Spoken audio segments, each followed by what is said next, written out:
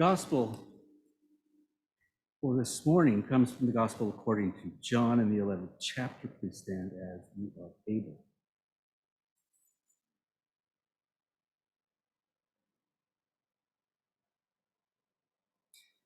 When she had said this, she went back and called her sister Mary and told her privately, "The teacher is here and is calling for you." And when she heard it, she got up quickly and went to him. Now Jesus had not yet come to him. Jesus had not yet come to the village, but was still at the place where Martha had met him. The Jews who were with her in the house consoling her saw Mary get up quickly and go out. They followed her because they thought that she was going to the tomb to weep there. When Mary came, Jesus saw him. She knelt at his feet and said to him, "Lord, if you had been here, my brother would not have died." When Jesus saw her weeping, and the Jews who came with her also weeping, he was greatly disturbed in spirit and deeply moved. He said, "Where have you laid him?" They said to him, "Lord, come and see." Jesus began to weep. So the Jews said, "See how he loved him?" But some of them said, "Could not he who opened the eyes of the blind man have kept this man from dying?" This is the wisdom of God. You may be seated.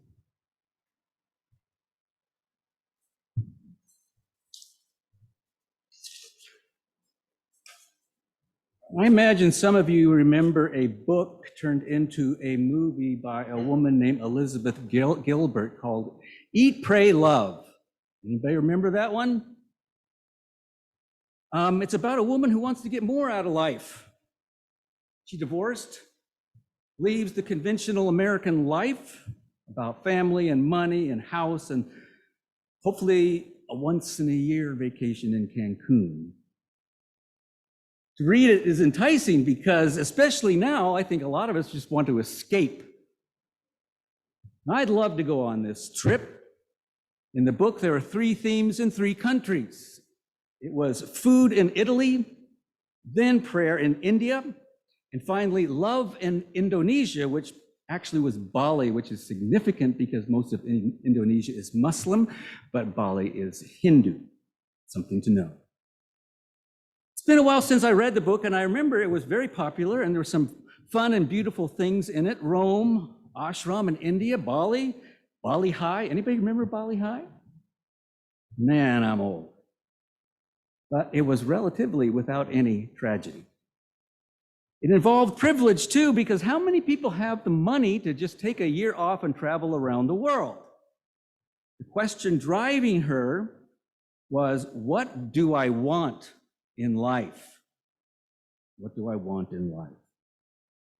And again, I thought of the book that I shared with you last week by Alan Jones, Soul Making, The Desert Way of Spirituality. I think I told you about how I got this book. I remembered it suddenly, and then I looked all over for it in my, I have to look very hard if I want to find a book in my shelves. And it happened to be in the pile that I was going to throw away. This is a God moment. In the book, Alan Jones also has 3 words. He calls them imperatives for the Christian journey. Imperatives. Look, weep, live. This is a model for a Christian life. First one, look. Jones sees his journey through the desert where Gilbert is searching to fill herself. He's out in the desert emptying himself. Desert inspires awe. There's no fullness of activity to distract you out there. Gilbert's is kind of a typical American journey where she has preconceptions of what she's looking for. And it's no coincidence that she's traveling on this wonderful trip.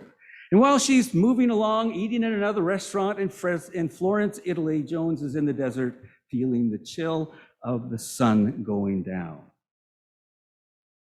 I said last week, Jones is talking about a different way of looking. It's a kind of awareness. You've heard the word mindfulness also.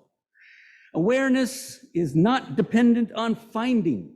It's pure, open observation. It means being able to see without thinking. That's really pretty hard if you think about it.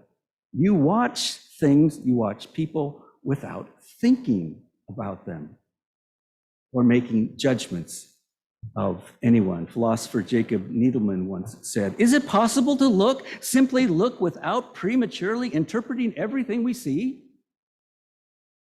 And Jones says, "The way is a contemplative one, which means simply looking at something or someone without absorbing them into our little world of ideas and values.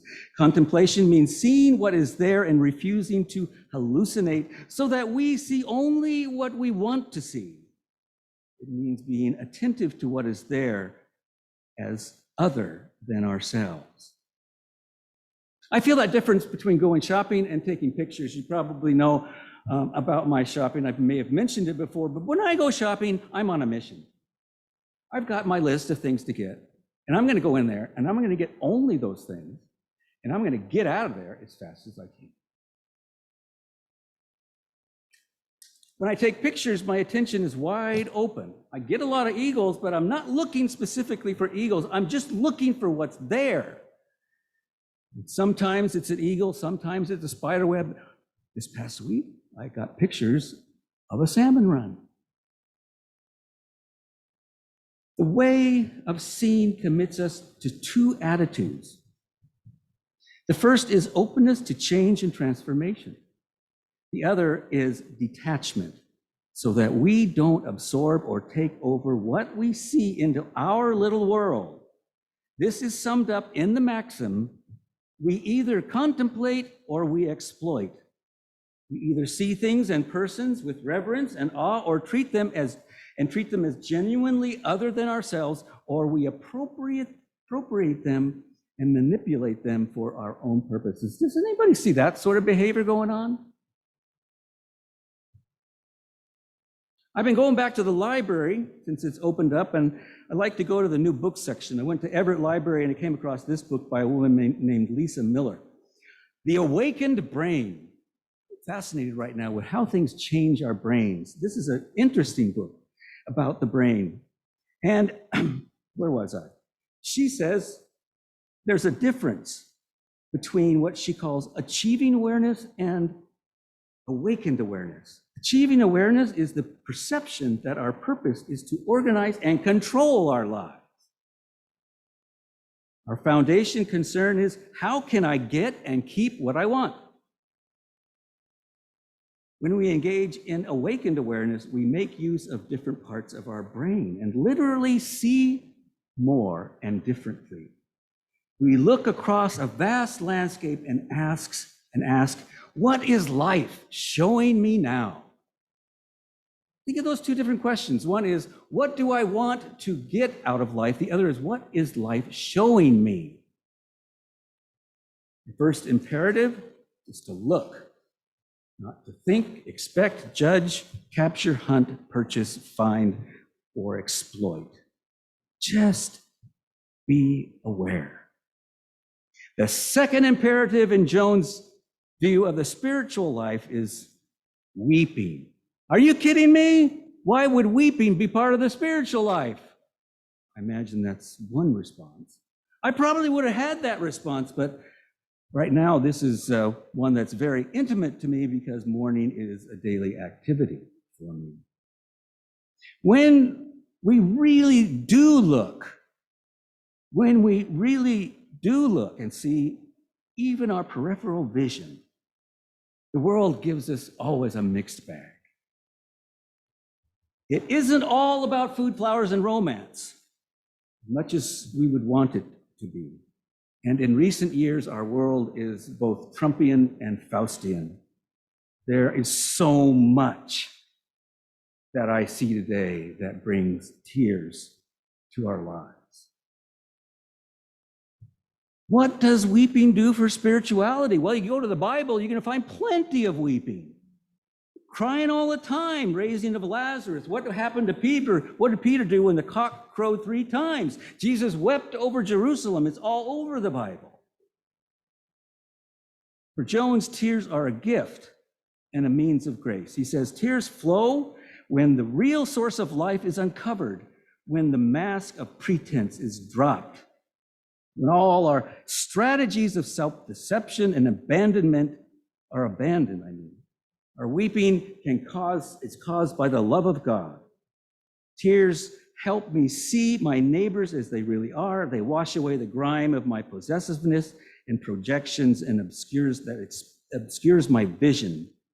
Tears give love a chance to happen. Most of the time we think about tears, we think about weakness. This is particularly true of men. It is a weakness, and it's supposed to be a weakness, and we have to remember what Paul said about weakness. It is the power of God comes to us not in our strength, but in our weakness. And it comes when we see the pain of the world, not just our own pain. Jones goes so far as to talk about the pain of God. He believes that pain is an attribute of God and that God weeps. And that God weeps when we weep. For Jones, the road to transformation is not something that is blissful. It happens most often when we hit rock bottom. He speaks of our hearts being pierced, and that the soul is born of our tears. Our souls are born of our tears. There was a time when I thought it was really unmanly to cry. I remember somebody telling me that you use the same muscles for crying and laughing. That's interesting. Tears, for me, bring out compassion for myself and for others. What a struggle it must be to stay in control and deny the suffering that rejects the reality that God's gift is our tears. When I cry, I always imagine that God is crying with me. To imagine that my tears as weakness are transforming my soul, this gives me comfort. Second imperative is crying out of seeing and accepting what we see in the world, surrendering again to God who weeps with us. The third one is to live. Jones says every person in the world has a paradigm they live by. Soul making, he says, is a matter of choosing a certain paradigm we cannot do without a paradigm to help us live. And then he says, for those who profess to call themselves Christians, the lens through which everything else is interpreted is a person, Jesus Christ and his death and resurrection. What do you think Elizabeth Gilbert's paradigm was? Was it this? I don't think so. Then I look at her questions. What do I want out of life, and how do I get what I want and keep it? I'm really not intent on telling you that Eat, Pray, Love is bad. As before, I told you I like some things in it, the meditation, the body and the healing that were part of it, and going to another culture and learning a different way of being, and even perhaps learning another language. I would go on this trip if I could afford it. But I do feel impelled to say something about her journey that really got me. It's peppered with relationships with men. She starts the journey bemoaning the fact that her whole life has been being attached to a certain man. And that's part of the reason she wants to get away, have a different life. She divorces her husband, but soon after that, she gets involved with a guy named David, and is on and off with him until she actually leaves for Italy. And there she finds a man named Luca Spaghetti. I'm not kidding. When she goes to Texas, there's Richard. When she goes to India, there's Richard from Texas. And finally, at the end in Bali, there's Philippe, and she has found love. What does that say? There's some mention of God, but it doesn't really feel as though God is at the center of it. If I had the opportunity, I would read this paragraph to her from Alan Jones. This God is no hobby. God is felt in pain, sorrow, and contradiction. We tend to make religion only about the better moments. Our worst moments tend to be repressed or denied. When that happens, we begin to lie to ourselves. When we lie, the very fabric of life begins to fall apart. For Jones, when Jesus is our paradigm, we have a disposition toward the world that is open, receptive, embracing of weakness, that sees and weeps with others. He says, learning to live with this amazing degree of weakness is an essential element to the way of believing. It means learning to live gracefully with our own psychic frailty. We learn from suffering.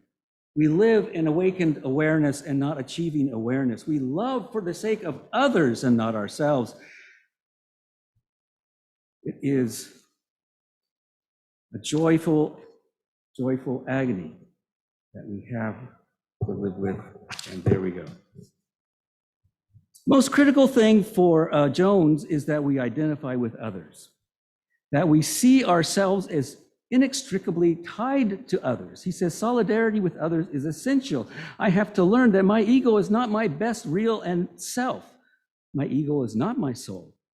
I am paradoxically most myself when we say we. He says Christianity started out with we and not me.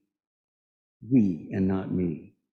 The gospel is fundamentally about losing our ego to find our soul. It's about finding identity with others in God. And again, forgive me if you're a fan of Elizabeth Gilbert. I think it's a great book, but it does belong in the self-help section and not in a religious section.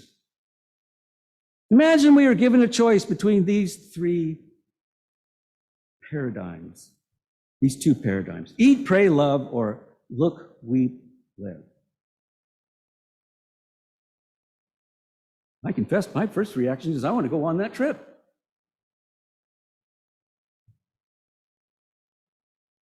I speculate that eat, pray, love tells us more about American culture than anything. American culture is a paradigm that many live by today. Can you see it? People living, putting American culture first in their lives. Optimistic, driven, entitled, independent, about relationships and sexuality, and having many of those.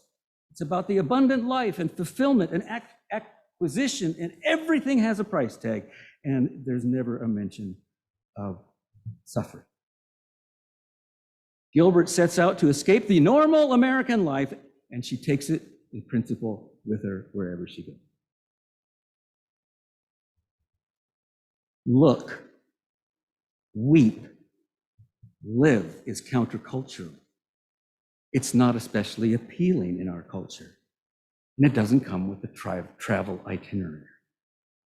It's a way of practice. It's a way of living every day in sight of God. Finally, Jones says, the pattern's simple. We look, we weep, we live. This pattern is repeated throughout the believer's life. It echoes and reverberates both in and out of the Christian tradition.